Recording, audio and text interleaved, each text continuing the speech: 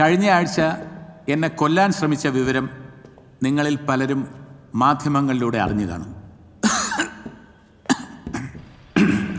അത് നടക്കാതെ തടയാൻ എന്റെ പോലീസ്... അശോക് സെൽവരാജിന്റെ മരണം കഴിഞ്ഞപ്പോ ഇരകളുടെ മുറിവിന് ചുറ്റും കണ്ട ആ നീലവരയെ പറ്റി തനിക്കൊരു സംശയം തോന്നിയില്ലേ? ആ ഇങ്ക് ഹൈദരാബാദിൽ പരിശോധന കേസിന്റെ റിസൾട്ട് ഇപ്പൊ വന്നിട്ടുണ്ട്.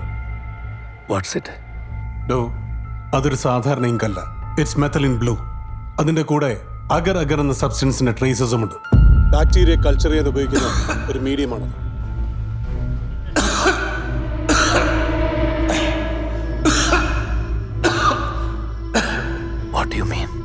വളരെ റയറും ഡെഡ്ലിയുമായിട്ടുള്ള ഒരു ബാക്ടീരിയം ആ നീലവരയിൽ വളരുന്നുണ്ട്. It's a chromobacterium violaceum variant.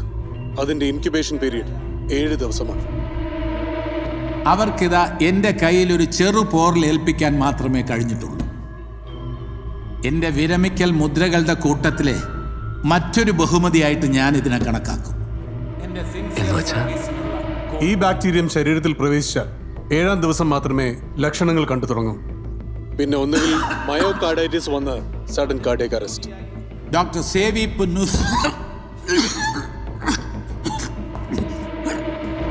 അല്ലെങ്കിൽ മൾട്ടിപ്പിൾ ഓർഗൻ ഫെയിലിയർ വന്ന് പതിയെ മരണത്തിലേക്ക്.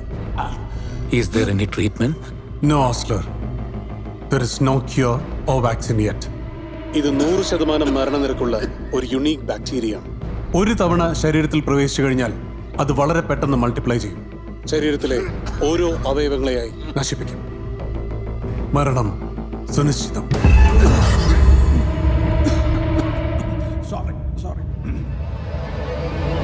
സർപ്പരാജാവായ തക്ഷകനെ പേടിച്ച് മഹാരാജാവ് തടാകത്തിന്റെ നടുവിൽ ഒരു ഗോപുരം പണിത് അതിനകത്തിരിപ്പായി. 7ാമത്തെ ദിവസം സൂര്യാസ്തമയത്തിന് തൊട്ടു മുമ്പ് മഹാരാജാവിനെ കാണാൻ ചില സന്യാസിമാരെത്തി. കഴിഞ്ഞ 7 ദിവസമായി തന്റെ പ്രാണന് വേണ്ടി പ്രാർത്ഥിച്ച സന്യാസിമാരോടുള്ള നന്ദി സൂചകമായി അവർ കൊണ്ടുവന്ന പഴങ്ങളിൽ നിന്നും ഒരെണ്ണം എടുത്ത് മഹാരാജാവ് പൊട്ടിച്ചു. രാജാവിന് അറിയില്ലായിരുന്നു ഒരു കുഞ്ഞിപ്പുഴുവിന്റെ രൂപത്തിൽ തക്ഷകൻ അതിനകത്ത് ഒളിച്ചിരിപ്പുണ്ടായിരുന്നുവെന്ന്.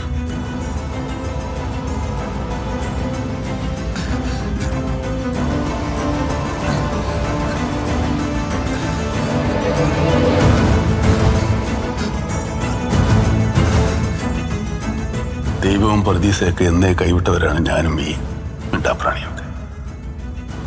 പക്ഷെ ഞങ്ങളെ രക്ഷിക്കാൻ ചിലപ്പോ ചെകുത്താൻ നേരിട്ടിറങ്ങും. അയാളുടെ കയ്യിലുണ്ടാവും ഒരു ഡബിൾസ് ഓൾട്ടർനേറ്റീവ്.